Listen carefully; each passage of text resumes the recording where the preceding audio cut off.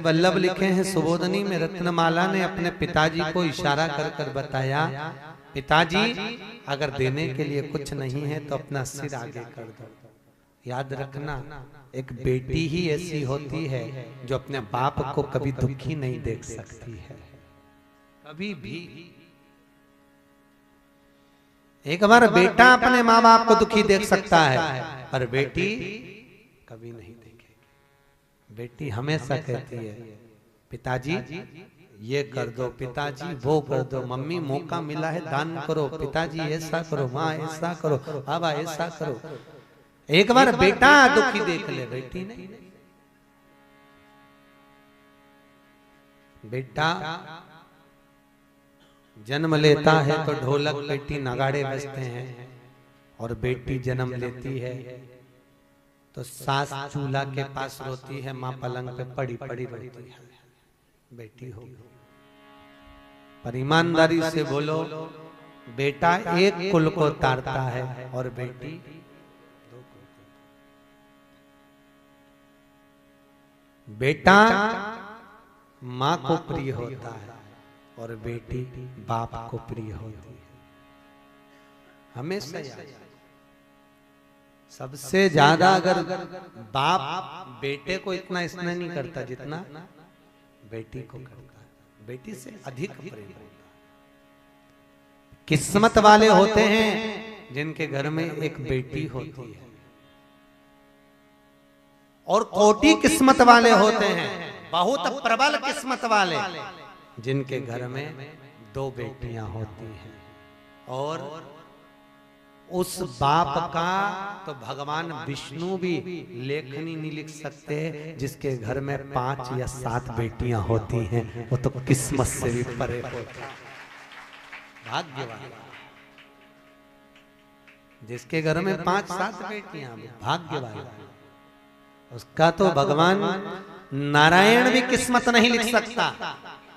इतना प्रबल किस्मत वाले होता है वो बाप, जिसके घर में 5-6 बेटियां हो, 7 बेटियां।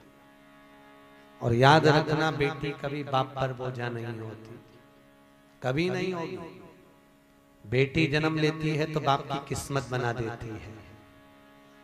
बेटी के जन्म के बाद बाप की किस्मत बनती है कि तेरे घर में बेटी आ गई, इसको खर्च करेगा, दान देगा, पुण्य करेगा, ले मैं तेरे भाग्य में अच्छा व्यापार लिख देता हूँ, धन लिख देता हूँ। किस्मत। एक दो मित्र मिले बहुत दिनों के बाद। एक मित्र ने दूसरे मित्र से कहा, भाई बहुत दिनों बाद मिला है, कहाँ गया था? बस बाहर गया था, नहीं मिल पाया। और बढ़िया, शादी हो गई? आओ। कितने बच्चे हैं? 2 लड़के हैं, भगवान की कृपा है साहब, मेरे घर में 2 लड़के ही लड़के हैं, बहुत कृपा करी नारायण ने। तेरे घर? मेरे घर में 2 बेटी बेटी है, 2 लड़कियां ही लड़कियां, 2 बेटी। हाँ, उसने कहा भैया अच्छा हुआ, भगवान ने तो मेरे को 2 लड़के दिए, लड़की दे देता कहाँ? उनको स्कूल छोड़ने जाओ, कॉलेज छोड़ने जाओ, ट्यूशन पढ़ने जाए, ध्यान रखो। कहाँ लड़के हैं, कहीं पर भी जाएं, अपने को क्या टेंशन ही नहीं है। अच्छा है भगवान ने मुझे लड़का दिया, लड़की नहीं दी। लड़की के पिता, जो 2 लड़कियां थी, उनके पिता की आंख में आंसू भर गए। दोनों बेटियां हाथ पकड़ कर खड़ी थी, उसमें से एक बेटी ने बाप का मुख देखकर पकड़ वाले पास वाले अंकल का कुर्ता खींचा, और कुर्ता खींचकर कहा, अंकल भगवान बेटी कभी खोड़ले को, कभी भिखारी को नहीं देता, जिसको भगवान बेटी देता है हमेशा भाग्य वाले को और किस्मत वाले को देता है। जिसमें परवरिश करने की सामर्थ्यता हो, जिसमें पालन करने की सामर्थ्यता हो, जिसमें दान कन्यादान करने की सामर्थ्यता हो, भगवान बेटी उसको देता है। जिसने कभी ननंद बेटियों को देखकर जिसका मुंह फूल जाए, सग्गी बेना। वल्लभ लिखे हैं सुबोधनी में, रत्नमाला ने अपने पिताजी को इशारा कर कर बताया, पिताजी अगर देने के लिए कुछ नहीं है तो अपना सिर आगे कर दो। याद रखना, एक बेटी ही ऐसी होती है जो अपने बाप को कभी दुखी नहीं देख सकती है, कभी भी। एक बार बेटा अपने माँ बाप को दुखी देख सकता है, पर बेटी कभी नहीं देखेगी। बेटी हमेशा कहती है, पिताजी ये कर दो, पिताजी वो कर दो, मम्मी मौका मिला है दान करो, पिताजी ऐसा करो, माँ ऐसा करो, बाबा ऐसा करो। एक बार बेटा दुखी देख ले, बेटी नहीं। बेटा जन्म लेता है तो ढोलक पेटी नगाड़े बजते हैं, और बेटी जन्म लेती है तो सास चूल्हा के पास रोती है, माँ पलंग पे पड़ी पड़ी रोती है। बेटी हो, पर ईमानदारी से बोलो, बेटा एक कुल को तारता है और बेटी दो कुल को। बेटा माँ को प्रिय होता है और बेटी बाप को प्रिय होती है।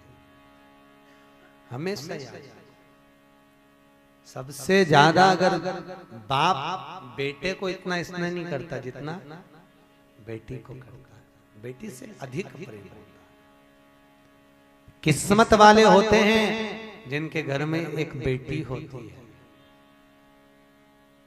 और कोटि किस्मत वाले होते हैं, बहुत प्रबल किस्मत वाले, जिनके घर में दो बेटियां होती हैं। और उस बाप का तो भगवान विष्णु भी लेखनी नहीं लिख सकते, जिसके घर में 5 या 7 बेटियां होती हैं, वो तो किस्मत से भी परे होता है।